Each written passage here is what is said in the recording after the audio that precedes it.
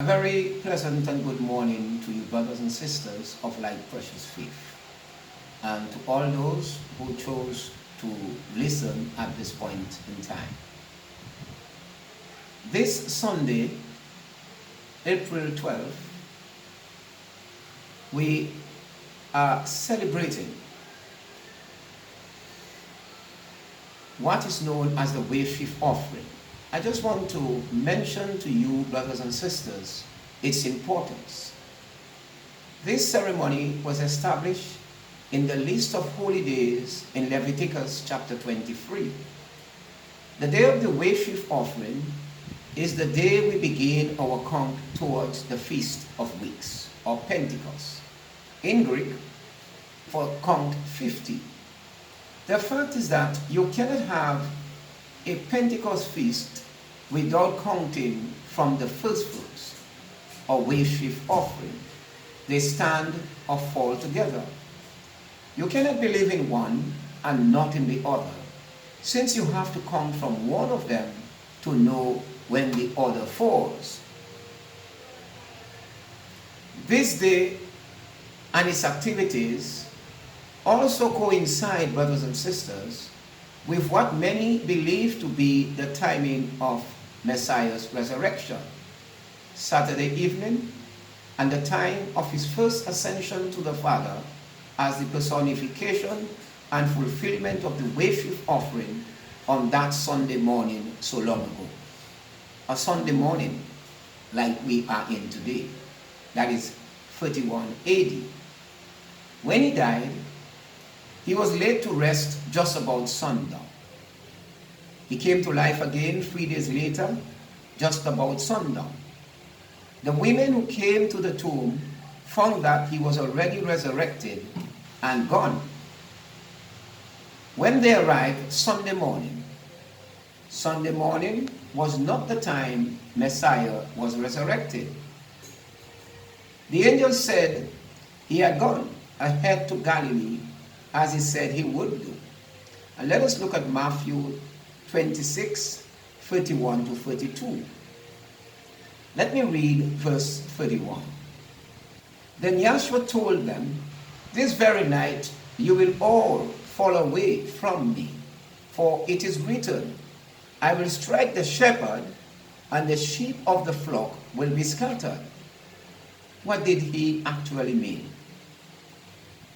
But after, in verse 42, "I have risen, I will go ahead of you into Galilee." Now I want you to take down Mark chapter 16 and verse 4 to 7. And I read, "When they, the women at the tomb, looked up, they saw that the stone which was very large, had been rolled away." Verse 5, "As they entered the tomb, they saw a young man dressed in a white robe sitting on the right side, and they were alarmed. "Don't be alarmed," he said. "You are looking for Yahshua, the Nazarene, who was impaled. He has risen. He is not here. See the place where they laid him." Now I want you to take close note as to the next verse that I'm going to read. "But go, tell his disciples and Peter, he is gone ahead of you into Galilee. There you will see him just as he told you." He was not there, brothers and sisters, because he had already been resurrected. He awoke Saturday evening just at the stroke of sundown. Counting backwards 3 days, we can see that he had died on Wednesday afternoon and was buried Wednesday evening about sundown. If the 3 days and 3 nights scenario is correct, the year of the impalement would have been, as I said earlier on, 31 AD, a year when the Passover fell on the Wednesday. This would bring about the following scenario. Messiah was impaled on Passover, died late that afternoon. He was put into the tomb Wednesday evening about sunset, wrapped and spiced by Joseph of Arimathea. and Nicodemus, as you would see in John 19:40.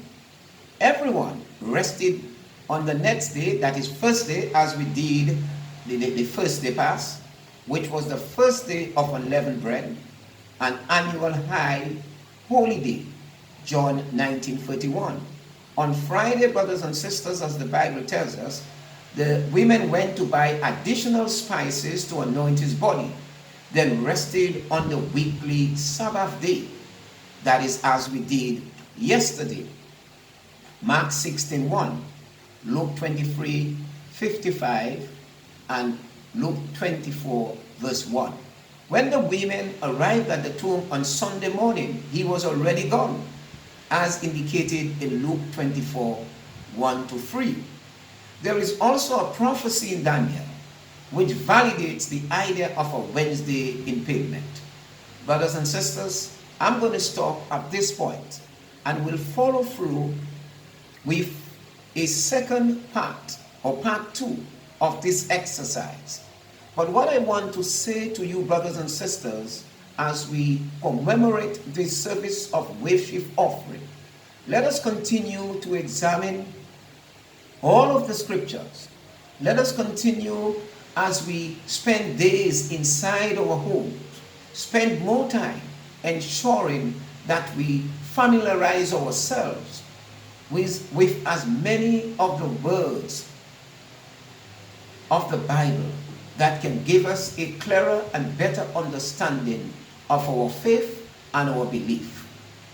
As I said, in part 2, I will go further, but let us bear in mind, as I have mentioned earlier on, that Yahshua was resurrected at sunset, the Saturday, and on Sunday morning when the women came to the tomb, he was already gone, not in that tomb. May Yahweh bless you, and may Yahweh bless you abundantly.